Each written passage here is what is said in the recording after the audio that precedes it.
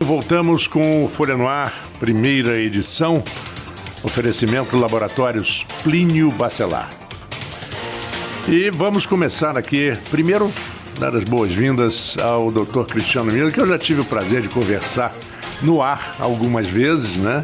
E fiquei feliz quando a Luísa falou que você viria. Arnaldo e Aloysio, o assunto aí é comandado por vocês. Muitos assuntos interessantes. O peso que o judiciário tomou no país, as decisões jurídicas tomaram no país, acho que falta fazer uns 10 programas. Mas, Cristiano, bom dia, né? Bom, primeiramente, bom dia a todos. É um prazer estar aqui na Folha FM. Belas instalações, né? Já ouvi o programa em outras oportunidades. Recentemente, dia 28, foi inaugurado. E estou à disposição de vocês, é um prazer. A gente está trazendo hoje uma matéria também que Marco chegou a citar na apresentação do noticiário da Folha, sobre os 100 primeiros dias do governo Bolsonaro e o Witzel. Inclusive também tem um professor que é seu colega e amigo, o professor de Direito Rafael Crespo Machado, que está opinando especificamente nas partes jurídicas, analisando a proposta do Moro, né? E também essa origem do Witzel da magistratura, né? Foi juiz federal, também como Moro. Mas o seu slogan de campanha é pela ordem, não é isso? Uhum. Perfeito. Ele foi associado por alguns a essa onda conservadora que varreu aí o país nas eleições de 2018. Como é que você vê isso? Existe esse elo? E como é que você avalia os 100 primeiros dias dos governos Bolsonaro e Wilson Witzel? Não houve, na realidade, assim, nenhuma associação. A nossa ideia inicial do Pela Ordem não tinha nenhuma conotação conservadora, ao contrário, né? Era no sentido de tentar fazer algum tipo de utilização da nomenclatura Ordem dos Advogados do Brasil, né? E com a utilização de uma expressão muito comum na advocacia, quando você deseja se manifestar em algum momento do julgamento, você utiliza a expressão pela ordem, né?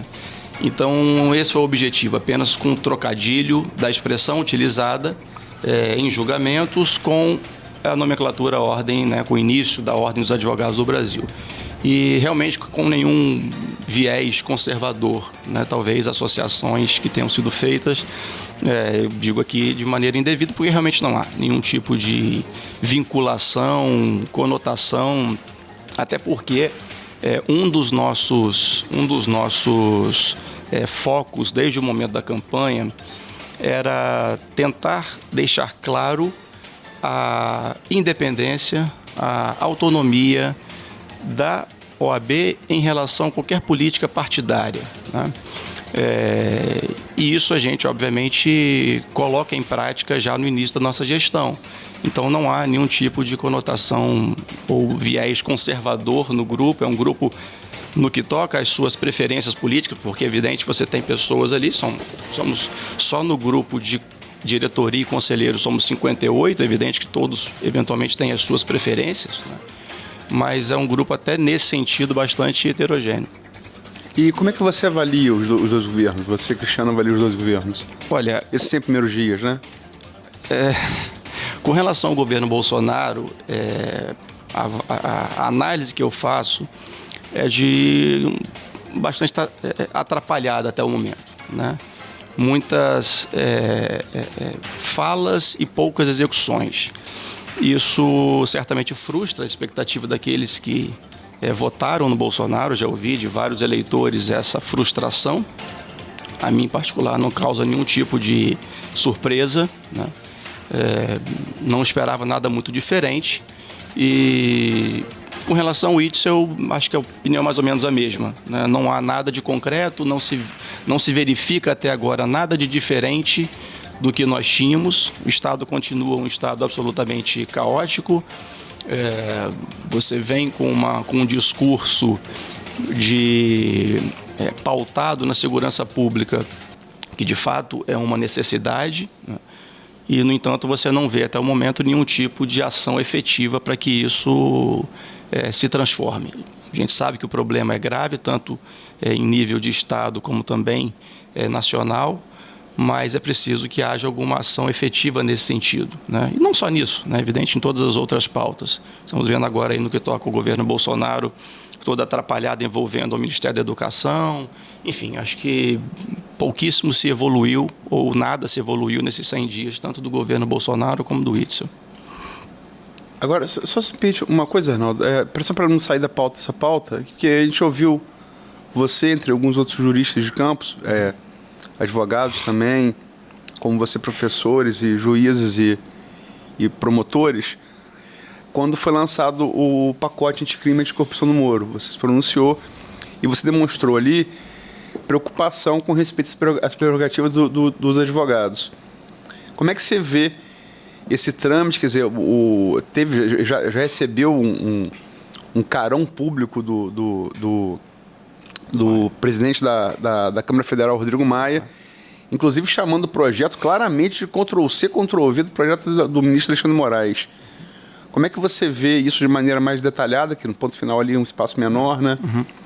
Não, veja bem, esse projeto, ele peca desde o seu início, a meu ver. É evidente que ele tem ali pontos positivos, né? Mas ele peca desde o seu início pela total falta de diálogo, né? Não houve nenhum tipo de debate. Foi um projeto autoral, ou seja, com Ctrl-C, Ctrl-V, mas um projeto que foi elaborado sem nenhum tipo de diálogo, sem nenhum tipo de debate. E trata, evidentemente, de temas relevantíssimos para a população de maneira geral, para a sociedade.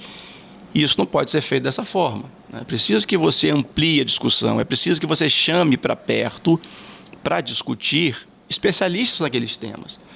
Não é possível que você parta da premissa que o Moro, ainda que tenha todos os seus méritos, que ele tenha sozinho o conhecimento necessário para definir legislação acerca de temas amplos, extremamente vastos, que envolvem várias áreas.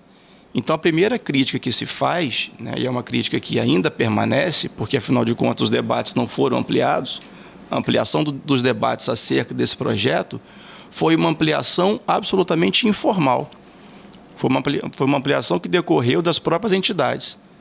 A OAB mesmo, tanto nas seccionais como também no Conselho Federal, passou a promover audiências públicas acerca desse tema, convidando especialistas para se manifestarem acerca desse tema, e outras entidades também fizeram o mesmo, mas, repito, discussões informais, né?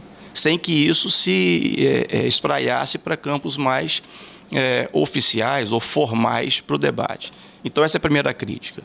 E, especificamente no que toca à advocacia, a crítica que a gente faz, e é uma crítica que antecede, na realidade, a esse projeto desse pacote anticrime, que é uma tentativa que se reforça, de alguma maneira, nesse projeto, de uma criminalização da advocacia, que é algo extremamente perigoso, e muitas vezes alguns advogados até não se dão conta disso e começam a defender certas posições dentro desse cenário absolutamente polarizado, como se isso fosse a solução de todos os problemas. Quando eu falo aqui de criminalização da advocacia, é essa tentativa que se tem de associar os advogados aos seus clientes, aos crimes eventualmente praticados pelos seus clientes, né? E de, consequentemente, responsabilizar esse advogado por atos eventualmente criminosos praticados pelos seus clientes. E isso envolve invasão de escritórios de advocacia, gravações de conversas telefônicas do advogado com o seu cliente, ferindo de maneira grosseira o sigilo profissional. O advogado tem, por lei, né, assegurado esse sigilo profissional. Então, não é possível se tolerar esse tipo de comportamento, esse tipo de legislação que se pretende que se tenha no Brasil, né? Então, certamente, falo por mim, mas também do ponto de vista institucional, a OAB é radicalmente contra qualquer tipo de legislação que pretenda restringir a atuação do advogado, criminalizar a advocacia, enfim. Então, o pacote do Moro, ele tem alguns pontos positivos, mas ele, especialmente em relação à advocacia, ele peca em vários outros.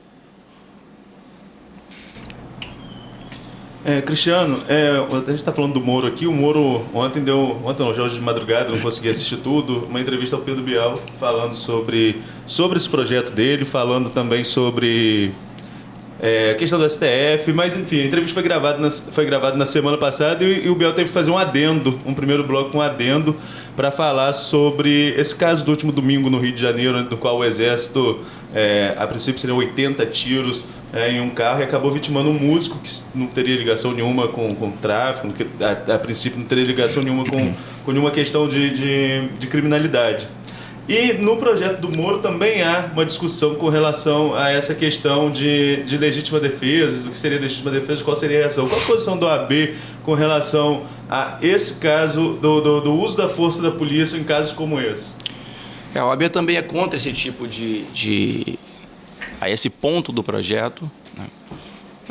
O que a instituição entende é que a legislação atual já assegura o necessário para que se tenha o exercício regular do direito de defesa, sem qualquer tipo de necessidade de ampliação e inclusive, colocando em risco a sociedade de maneira geral. Então, também nesse aspecto não há nenhum sentido na aprovação de um projeto com essas características. Agora, você falou em relação você já havia falado no ponto final, né, em relação à possível ameaça que esse projeto traria à atividade dos advogados, né, a proteção constitucional da atividade, que é assim, de resto, em todos os lugares do mundo. Mas primeiro lugar do mundo democráticos, né? Sim. Mas se fala, quer dizer, quem apoia esse tipo de medida fala que, por exemplo, no caso da defesa dos chefes do tráfico, por exemplo, que muitos advogados funcionariam mais como mensageiros. Eu não estou falando de juízo de valor, eu não estou dizendo que isso está correto, só estou colocando o que se fala. Como mensageiros de recados dos traficantes para seus lugares tenentes ou para outras facções, do que propriamente como advogados de defesa. Quer dizer, você acha que há esse tipo de exagero? Se existe, ou se pode existir, como coibir, ou é inevitável? É assim mesmo? Veja bem, é difícil afirmar que não exista isso. O problema é quando a gente parte desses casuísmos e tenta transformar essa situação numa generalização. Você quer transformar situações específicas que eventualmente acontecem, como pode acontecer com qualquer profissão. Qualquer profissão pode ter esses desvios, né? O advogado pode eventualmente estar cometendo ali crime, sim, e que ele seja então punido por conta disso. O que não pode é você estabelecer uma legislação que generalize a advocacia como se sempre partisse da premissa que ela estivesse ali praticando crime. Então ainda o advogado está defendendo o chefe do tráfico. Ok? O chefe do tráfico tem o direito de ser defendido. Constitucional. Agora, se o advogado está extrapolando o exercício da sua profissão, se ele não está efetivamente ali agindo como advogado, e sim, naquele caso específico, como criminoso, que ele seja punido. Mas não que você parta de uma premissa que a advocacia, de uma maneira geral, quando atua nesses casos, é criminosa e já passa a estabelecer uma legislação tratando dessa forma. Com isso que a gente não concorda. Um detalhe que eu ouvi outro dia foi que o advogado ele defende o criminoso porque isso é um direito constitucional. Exatamente. Né? Isso é inalienável. Mas ele tem que ter um cuidado muito grande para não cruzar a linha de deixar de ser um defensor e passar a ser um consultor. Sim, isso serve em todas as esferas. De orientar. Não. Porque a gente fala da advocacia criminal, que é a advocacia talvez mais visível em determinados momentos para a população. Agora, de maneira geral, né? Mas esse comportamento ético ou com a falta da ética pela advocacia, isso vale para qualquer esfera. O advogado que atua no cível também, se ele não atua com maneira ética, ele também é passível das suas punições. Então, não é a advocacia criminal sendo vista dessa forma, né? Então, a gente insiste em que legislação desse tipo ou opiniões desse tipo realmente não se sustentam, porque parte de casuísmo e quer generalizar esse problema. E nesses casos, como você citou, que poderiam ser casos isolados, é papel da OAB também fiscalizar? Ou como a OAB atua nesse sentido? A OAB, na realidade, ela tem o papel punitivo disciplinar, né? Ético-disciplinar. Se eventualmente algum advogado comete um crime, não é a OAB quem apura aquele crime. Ele vai ser apurado pelas instâncias ordinárias, regulares, como qualquer cidadão. Mas, além do crime eventualmente praticado, a OAB vai atuar na questão ético-disciplinar, tendo lá as suas punições possíveis para aquele advogado, caso ele tenha infringido algum dispositivo do nosso Código de Ética, né, do Estatuto também. A gente falou há pouco sobre o ministro Sérgio Moro, só para não fugir muito aqui, não ficar muito distante. O Moro, ele ascende ao Ministério da Justiça após uma grande exposição por conta de ter sido juiz de primeira instância na Lava Jato. É um trabalho que não é só dele, mas seria uma figura que personificava, principalmente enquanto juiz de primeira instância da 13ª Vara Federal, personificava a Lava Jato e, assim, tinha um grande apoio popular. Nós vimos manifestação, um grande movimento em torno do Moro. O Moro juiz, o Moro ministro, como você avalia a diferença, já que estamos falando há pouco dos 100 dias de governo? Bom, a diferença é significativa porque, num primeiro momento, ele como juiz, ele tinha, como vulgarmente se diz, a caneta na mão, era ele quem decidia, né? Naquelas ações sujeitas à sua apreciação, cabia a ele a decisão, pelo menos naquela primeira instância. E agora ele é um político. E como qualquer outro político, ele também fica envolvido no jogo da política. E por isso, como o Aloysio disse, ele passou um tremendo carão com o Rodrigo Maia. Porque é diferente, né? Você vai, manda mensagem, liga, aprova aí, acelera a aprovação do projeto. Não, peraí, as coisas não funcionam. Foi mensagem de WhatsApp de madrugada que não entrou bem, né? As coisas não funcionam assim, né? Então agora ele é um político, é preciso que trabalhe, se ele entende que o projeto apresentado ou que as suas ações, né, de governo são ações que devem prevalecer, que evidentemente precisam, né, ser implementadas, que seja feito um trabalho, né, para que isso seja aprovado na Câmara, enfim, no Senado, que tudo aconteça seguindo os trâmites políticos normais. Ele, como juiz, desempenhou um papel que eu já falei em outras oportunidades, na minha análise pessoal, com mais acertos do que erros, né? Mas não vejo nenhum sentido nesse endeusamento que se fez à atuação dele. Ele era ali um magistrado, como inúmeros outros, talvez tenha tido em um caso ou outro a coragem de enfrentar, de decidir, né? Mas nada mais do que isso, né? Ele simplesmente agiu como magistrado deveria agir nesses casos.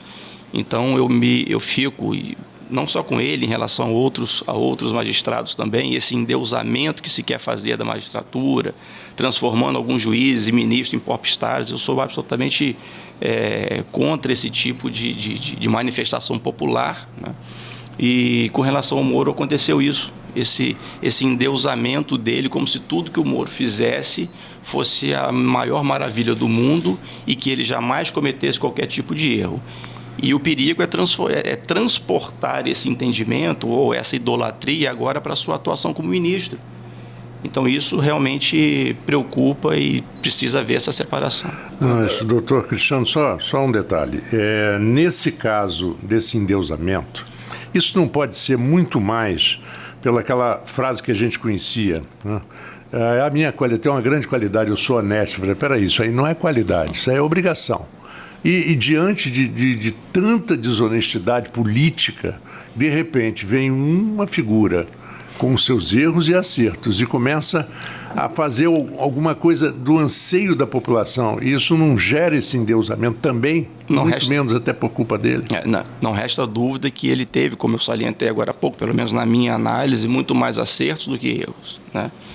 E, de fato, a população se sentia e se sente ainda desprotegida, e quando aparece alguém que, na visão de todos, né, está fazendo justiça, colocando alguns políticos na cadeia, isso aí gera essa sensação de que, olha, alguém está fazendo justiça por mim.